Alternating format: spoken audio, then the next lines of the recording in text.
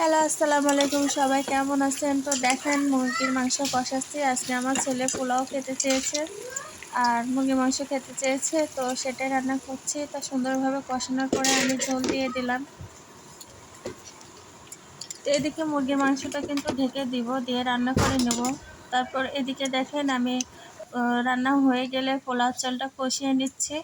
পেঁয়াজ কুচি দিয়ে, আদা রসুন বাটি দিয়ে ভালোভাবে মশলা কষিয়ে লবণ দিয়ে তারপরে চালটা দিয়ে ভেজে নিচ্ছি। চাল যত ভালো করে ভেজে নেওয়া হয় তত ভাতটা ঝুরঝুরি হয়। তো চালটা ভেজে নিয়ে এখন আমি এই পানি দিয়ে দিলাম। দেওয়ার পরে আমি ঢেকে রান্না করে নেব। তারপরে সব রান্না বান্না শেষে এই দেখুন আমার মুরগির মাংস রান্না করা শেষ, কত সুন্দর কালার এসছে।